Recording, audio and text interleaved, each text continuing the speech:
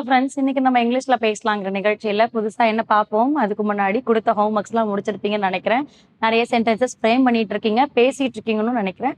So இது மட்டும் இல்லாம நம்ம இன்னைக்கு என்ன பார்க்கலாம், அதுல நம்ம என்ன மாதிரியான ஹோம் ஒர்க்ஸ், என்ன மாதிரியான சென்டென்சஸ் எழுத போறோன்றதையும் சொல்லித்தரேன். அதுக்கு முன்னாடி ஒரு சின்ன ரீகாலேஷன், நினைவூட்டல் இல்லையா? நம்ம என்ன பார்த்துட்டு இருக்கோம், டென்சஸ், காலங்கள் அப்படிங்கிறத பார்த்துட்டு இருக்கோம். ஸோ டென்சஸ் அப்படிங்கும் போது பாஸ்ட் பர்ஃபெக்ட் டென்ஸ் இல்லையா?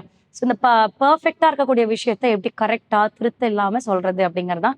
அதையும் நம்ம எப்படி சொல்லிட்டு இருக்கோம், டிஃப்ரெண்ட் கைண்ட்ஸா சொல்லிட்டு இருக்கோம். அதாவது பாசிட்டிவ், நெகட்டிவ், இன்ட்ரோகேட்டிவ் அந்த மாதிரி ஒரு அஃபர்மேஷன்ஸ்லாம் சொல்லிட்டு இருக்கோம். ஸோ என்ன அஃபர்மேஷன்ஸ்ல சொன்னாலும் நமக்கு யாரு ரொம்ப முக்கியம், வேர்ப் ஃபார்ம் அப்படிங்கிறது ரொம்ப முக்கியம். அதாவது V1, V2, V3 அப்படிங்கிறது ரொம்ப ரொம்ப முக்கியம் இல்லையா? So first present form, past form, அப்புறம் பாஸ்ட் பார்ட்டிசிபிள் ஃபார்ம். ஸோ இதுல வந்து முக்கியமா என்னன்னா, நீங்க எழுதுனதுக்கு அப்புறம் அதனுடைய தமிழ் ஆக்கங்களை புரிஞ்சுக்கோங்க. அப்படி புரிஞ்சுக்கும் போது உங்களுக்கு அந்த சென்டென்ஸ்ல இதுதான் யூஸ் பண்ணணும், இதுதான் இந்த ரூல்ல அப்ளை பண்ணா அப்ப இதுதான் தமிழ் ஆக்கமா, இந்த வாக்கியத்துக்கு தமிழ் ஆக்கம் இப்படிதான் வருமா அப்படிங்கிறது ரொம்ப ஈஸியா இருக்கும். ஓகேங்களா? ஸோ அப்படி இருக்கும்போது ஏற்கனவே யூஸ் பண்ண ஒரு வேர்ப் ஃபார்ம் வச்சிருக்கேன். ஏன் ஏற்கனவே யூஸ் பண்ண வேர்ப் ஃபார்ம் அப்படின்னா, அந்த வேர்ப் ஃபார்ம்ல ஆல்ரெடி நம்ம என்ன யூஸ் பண்ணிட்டோம், பாசிட்டிவ் அண்ட் நெகட்டிவ் எழுதி பார்த்துட்டோம். இன்ட்ராகேட்டிவ் நம்ம எழுதி பார்க்கல. ஸோ இப்போ இன்ட்ராகேட்டிவ் அது எந்த வேர்ப் ஃபார்ம் வச்சு எப்படி எழுதலான்றத சொல்லி தருவாங்க. நம்ம பார்த்துட்டு இருக்கிறது பாஸ்ட் பர்ஃபெக்ட் டென்ஸ். இதுல குறிப்பா நம்ம பார்க்கிறது இன்ட்ராகேட்டிவ். ஸோ கேள்விகளா சொல்றது இல்லையா? ஸோ இதுல வந்து verb form V1, V2, V3. அதாவது இன்னைக்கான வேர்ப் ஃபார்ம் உங்களுக்கு என்ன எடுத்துருக்கோம்னா டேக். ஓகேங்களா? So present, past and past participle. இதுல இந்த டேக் அப்படிங்கிறது என்ன சொல்லலாம் அப்படின்னா, எடுத்துக்கொள் அப்படிங்கிற மாதிரி. அதாவது ஒரு ப்ரெசென்ட்ல சொல்றது எடுத்துக்கொள் அப்படிங்கிறது. இதுவே செகண்ட் ஃபார்ம்ல வரும்போது டுக் அப்படின்னு சொல்றோம். டுக் அப்படின்னா எடுத்தது.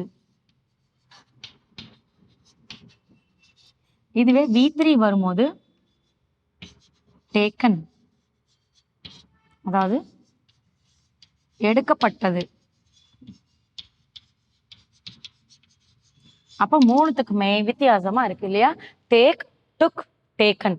எடுத்துக்கொள், எடுத்தது, எடுக்கப்பட்டது அப்படின்னு வித்தியாசமா இருக்கு. ஸோ இந்த வித்தியாசமான வேர்ப் ஃபார்ம்ஸை எப்படி ஃப்ரேம் பண்ணலாம் அப்படிங்கறத பார்க்கலாம். ஸோ அதுக்கு முன்னாடி எந்த சென்டென்ஸ் ஃப்ரேம் பண்ணாலும் யார் வேணும், நமக்கு சப்ஜெக்ட் அப்படிங்கிறது வேணும். அப்ப சப்ஜெக்ட் எடுக்கும் போது என்னெல்லாம் சப்ஜெக்ட்ஸ் இருக்கு நம்மகிட்ட? ஐ, வி, யூ, ஹி, ஷி, தே. இவங்கெல்லாம் நம்ம கிட்ட இருக்காங்க. ஃபர்ஸ்ட் எடுத்து எழுதியாச்சு. தென் ரூலுக்கு வேற யாரெல்லாம் வேணும்? பாஸ்ட் பர்ஃபெக்ட்ங்கிறதுனால ஏவி கண்டிப்பா வேணும். அதாவது ஆக்சிலரி வேர்ப் ஆடுங்கிறது கண்டிப்பா வேணும். அதுக்கப்புறம் ஒரு வேர்ப் ஃபார்ம், அதாவது V3. அந்த வேர்ப் ஃபார்ம்லயும் பர்டிகுலரா யார் வேணும்? V3 தான் நமக்கு வேணும் இல்லையா? இப்போ நமக்கு யாரெல்லாம் வேணும்னு எடுத்து எழுதியாச்சு.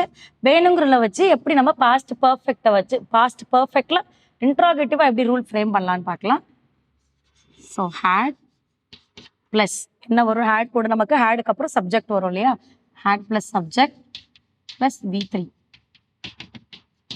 இப்போ ரூல் கரெக்டா எழுதியாச்சு. ஸோ இதுதான் நமக்கு இன்ட்ராகேட்டிவோட ரூல்.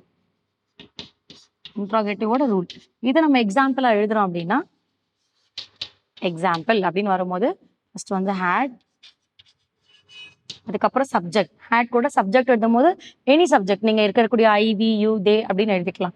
ஸோ நான் இப்போ இங்க என்ன பண்றேன், ஷீ எடுக்கிறேன். மேம் இந்த இடத்துல நேம் யூஸ் பண்ணக்கூடாதான்னு கேட்டிங்கன்னா கண்டிப்பாக யூஸ் பண்ணலாம். ஹேட் மாலா, ஹேட் ரவி, என்ன நேம் வேணுமோ நம்ம யூஸ் பண்ணிக்கலாம். நான் இப்போ உங்களுக்கு தேவைன்னா அது நேமை யூஸ் பண்ணி காட்டுறேன். ஹேட் ரவி. தேர்ட் ஃபார்ம் என்ன? டேக்கன் இல்லையா? Had Ravi taken. So Ravi எடுத்திருந்தால் முடிஞ்சிருச்சு. எடுத்திருந்தால் இந்த கேள்விக்கானது முடிஞ்சிருச்சு.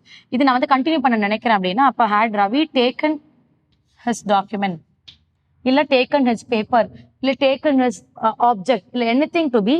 ஸோ அப்ப என்ன பண்ணலாம்? Taken his mobile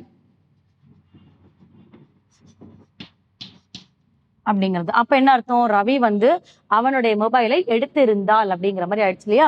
Ravi had taken, அதாவது had Ravi taken his mobile அப்படிங்கும் போது ரவி அவன் கைபேசியை எடுத்திருந்தால். மொபைலுங்கும் போது கைபேசி இல்லையா? இதையே நீங்க பாசிட்டிவ்ல எழுதுறீங்க, இது நமக்கு இன்ட்ராகேட்டிவ். பாசிட்டிவ்ல எழுதுறீங்கன்னும் போது என்ன வரும்? Ravi had taken his mobile. So அப்போ என்ன ஆச்சு, ரவி ஹேட் டேக்கன் his மொபைல்னும் போது ரவி வந்து அவன் மொபைலை எடுத்துக்கிட்டான், அதாவது எடுக்கப்பட்டது அப்படின்னு கூட சொல்லிக்கலாம், ஏன்னா பாசிட்டிவ் சொல்றோம். அப்போ ரவி மொபைல்ல எடுக்கப்பட்டது, கைபேசியை எடுக்கப்பட்டதுன்னு சொல்லிக்கலாம். இதுவே நீங்க நெகட்டிவ், இதுலயே பாசிட்டிவ்க்கும் இன்ட்ரோகேட்டிவ்க்கும் நல்ல வித்தியாசம். ரவி வந்து மொபைலை எடுத்திருந்தால், இங்க வந்து ரவி மொபைலை எடுக்கப்பட்டது அப்படிங்கிறது. நெகட்டிவ்ல வரும்போது Ravi hadn't taken his mobile. அப்ப ரவி என்ன பண்ணல, அவனோட மொபைலை எடுக்கவில்லை. அந்த இடத்துல எப்படி எடுக்கவில்லைன்னு வந்து இங்க hadn't யூஸ் பண்றோம். அப்ப ரவி அவனுடைய கைபேசியை எடுக்கவில்லை, ரவி அவனுடைய கைபேசியை எடுக்கப்பட்டது. தென் ரவி கைபேசியை எடுத்திருந்தால் அப்படிங்கிற மாதிரி வருது. அப்போ ஒன்னொன்னுக்கும் ஒரு வித்தியாசம் புரிஞ்சிருக்கும்னு நினைக்கிறேன். ஸோ இந்த வேரியேஷன்ஸ் மாதிரி நீங்களும் சென்டென்சஸ் ஃப்ரேம் பண்ணுங்க. இந்த டேக் டு டேக்கனுங்கிறது ஒரு ரெகுலரான ஒரு வேர்ப் ஃபார்ம் தான், நம்ம எல்லா இடத்துலையும் அடிக்கடி பயன்படுத்தக்கூடியது தான். ஸோ நீங்களும் ஒரு 5 or 10 சென்டென்சஸ் செட்ஸாக ஃப்ரேம் பண்ணுங்க. அண்ட் அதை வந்து நீங்கள் பேசி பழகுங்க. அடுத்த கிளாஸில் அடுத்த செட்டோட உங்களை மீட் பண்ணுறேன். தேங்க்யூ.